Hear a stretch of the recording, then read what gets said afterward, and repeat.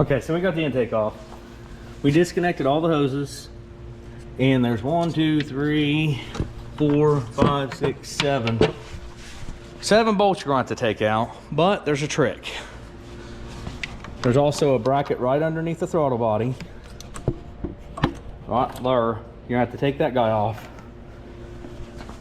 And he mounts right there-ish. See them 2 studs there? Mounts there and wraps up under. Mounts to the block.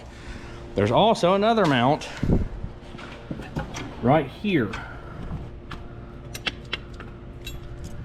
Now this lets me know that I have been spoiled by doing them on Dodge trucks and caravans, especially caravans, because the Jeep's got a little extra. Unplug this harness, okay? That way so you get a little more slack.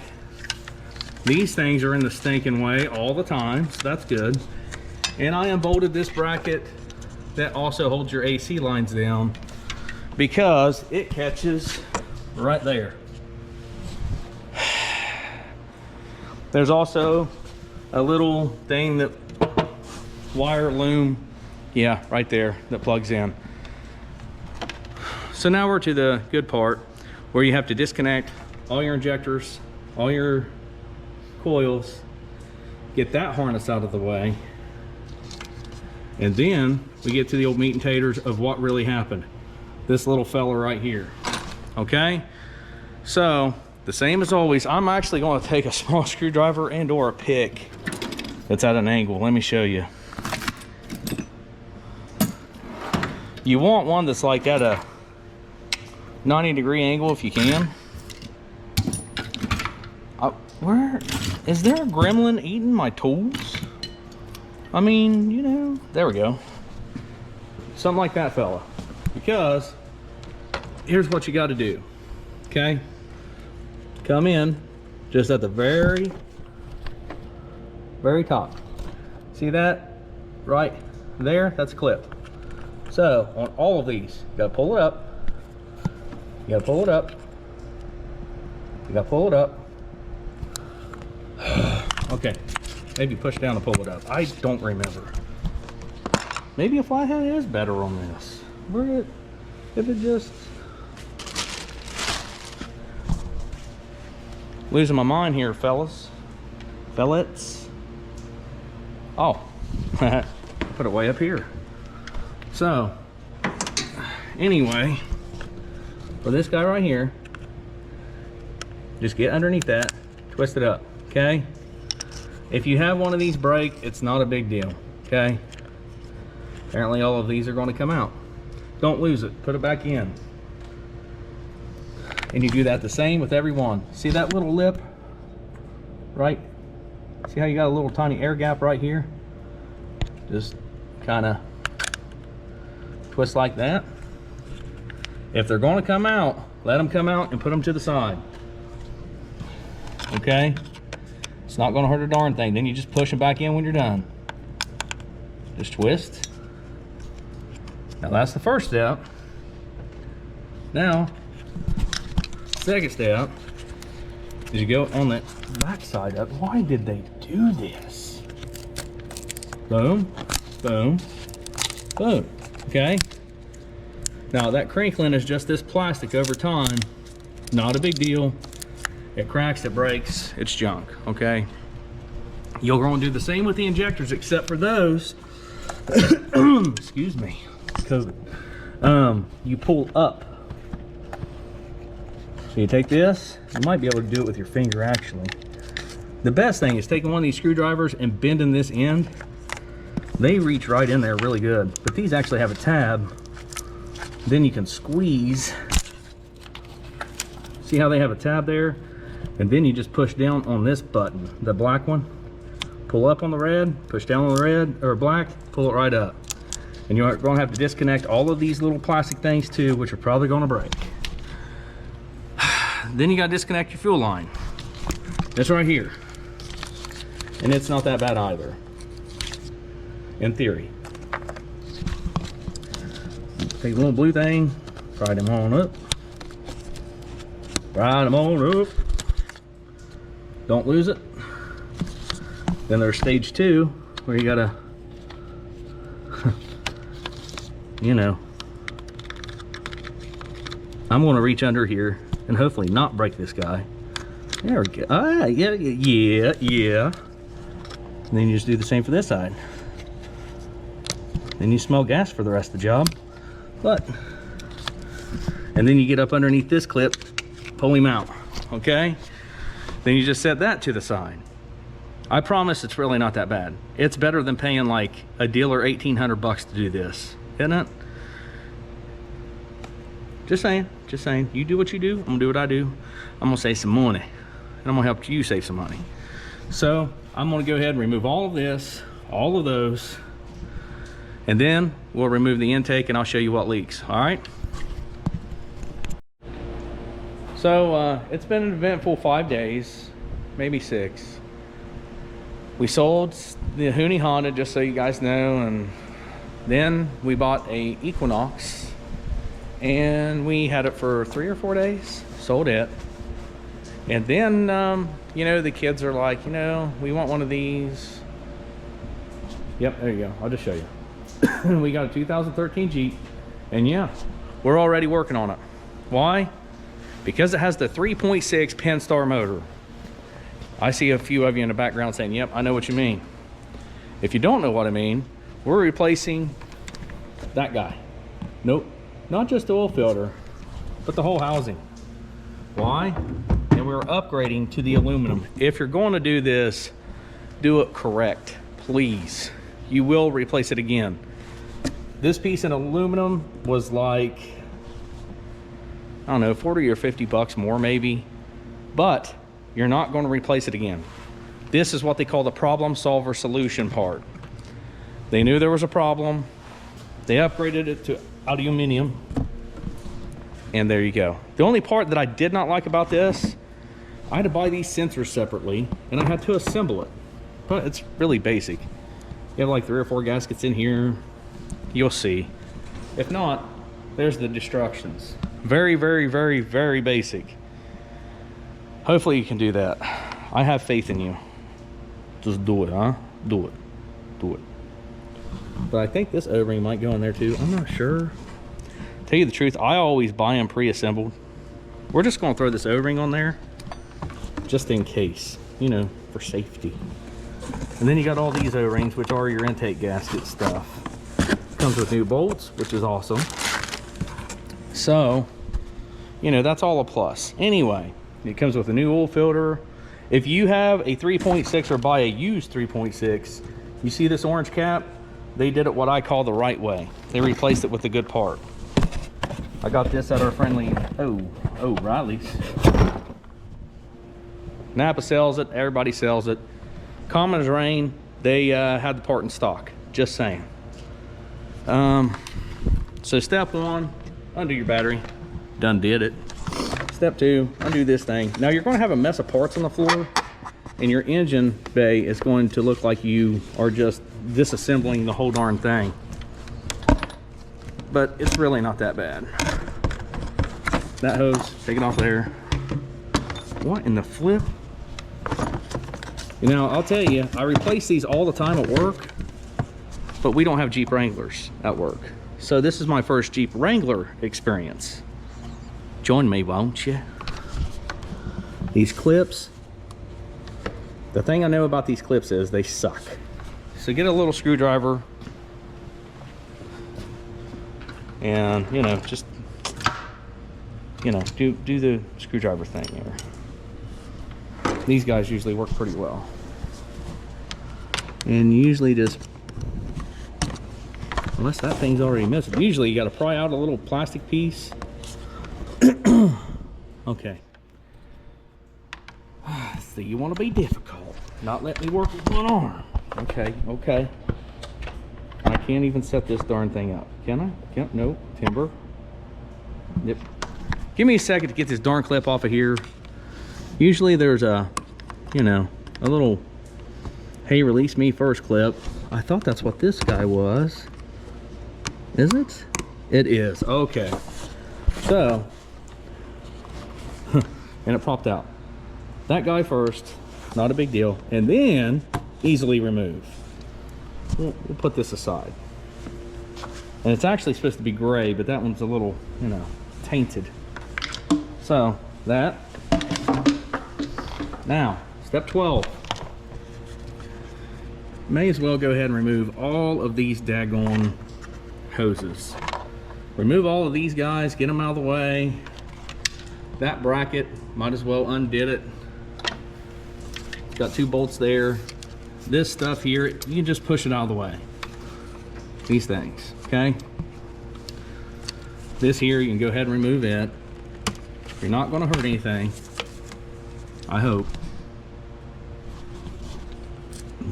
But, you know, you can just get all this stuff out of the way. This guy,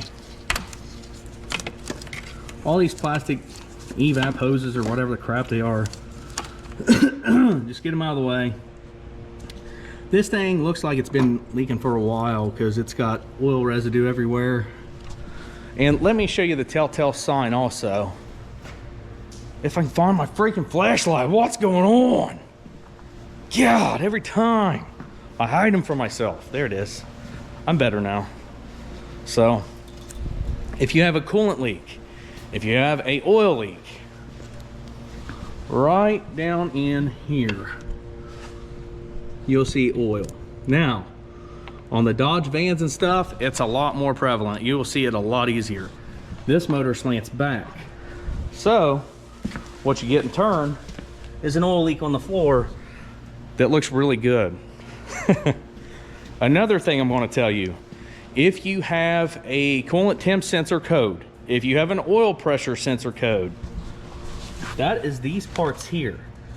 If you don't replace this part, guess what, Chuck? You're going to end up replacing it anyway. Replace the whole thing. Be done with it. One big boom, done. This job somewhat looks more intimidating than it is. It's not. Honestly, just go through and disconnect a whole bunch of crap. Take all your wire harnesses down, disconnect all these, and let me go ahead and do that. I'm gonna disconnect the throttle body because we're gonna have all this crap sitting on the floor here in a few. And I do mean here in a few, okay? Give me a few minutes. Told mommy I'd be done in an hour. Okay, so give me a second. All right, so what we got now is the intake off. Got all this nastiness and plastic about to fall in. So we're gonna do the right thing, just let it. No, we're gonna cover it up, brush all that crap off. But this is the part you're replacing. So, that being said, there's like 5 or 6 bolts that hold it in.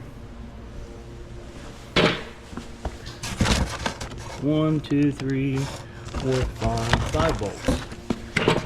But before we get to that, we end up breaking like the fuel line clip that goes on here.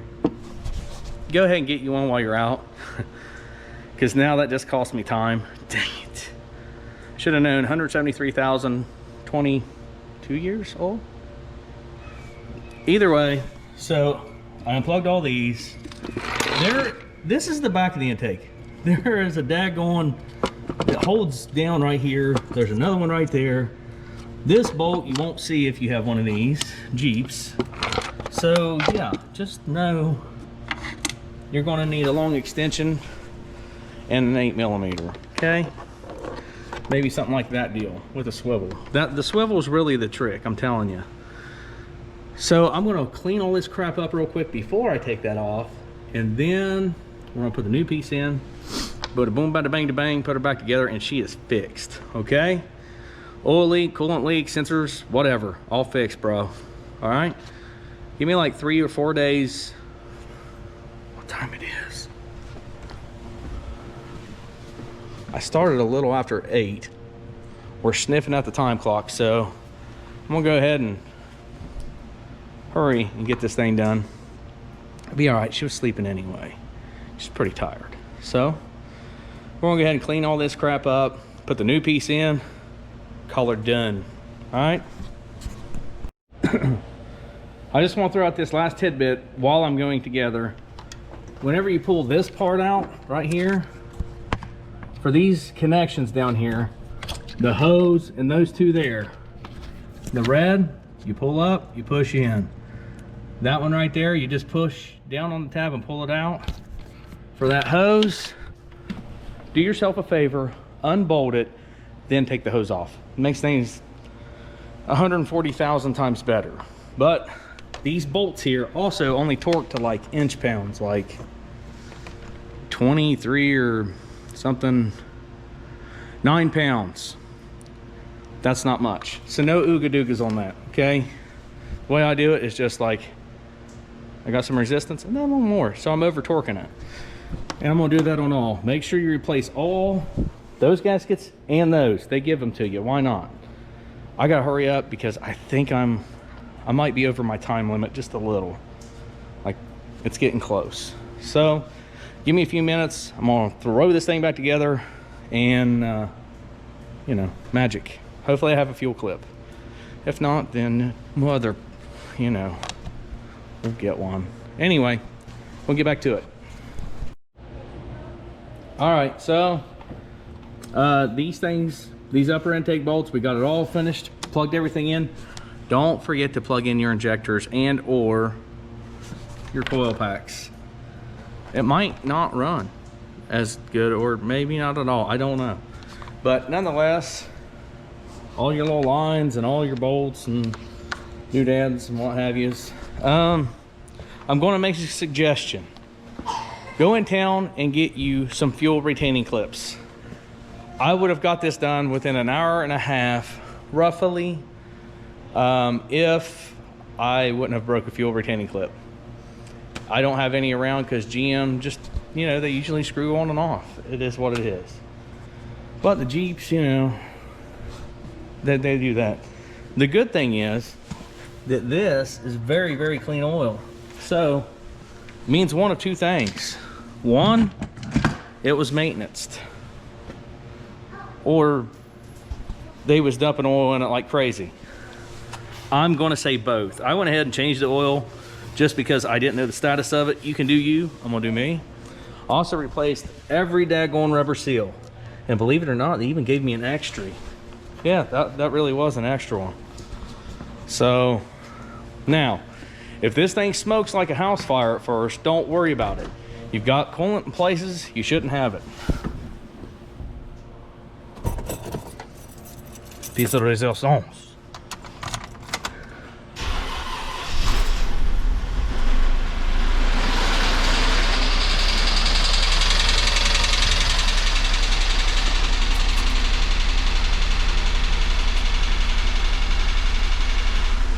Woo! That thing had a rod sound like for 10 minutes. What's going on? But anyway, you see how it sounded like total poopy for a second? You can expect that. But now she's smooth. Also, I had that's a brand new housing. It had to fill that whole thing first, which kind of sucks. As you heard, like it was knocking because it didn't have any oil. You're going to smell coolant coming out of there for a few minutes. Not a big deal. The main thing is look underneath, and that's old oil leak, not new. So now, guys and gals, you roughly know how to get yourself in some trouble on a Jeep and repair it, okay? So that's the ifs, ands, or buts about it. That's the meat and taters. If you guys have any questions whatsoever, by all means, hit me up. I'll try to help you any way I can. The biggest pain in the butt is the stuff in the back of the intake. Those clips, I'm not gonna say I broke them, but they aren't there. That's what I'm saying. And that should take care of everything, you know, motor-wise, on your 3.6 if that was the only issues with it. Make sure you replace both of those sensors just like I did. I don't care if these have been replaced again. You might want to replace them. Just for, I don't know. Maybe not, I don't know. That one has been replaced. That's also the sensor. Both of them's been replaced. Looks like maybe they're factory. Heck, I don't know. I don't know the history of this vehicle. But anyway, now she's fixed. We changed the oil. We got this cap on it, so anybody that sees that bright orange cap knows, hey, they did it the right way. They replaced it with the Problem Solver aluminum one. So, you know, just be aware, you're going to have that rattle for like 10 seconds, and it's going to make you feel really squeamish, especially if you just bought the vehicle.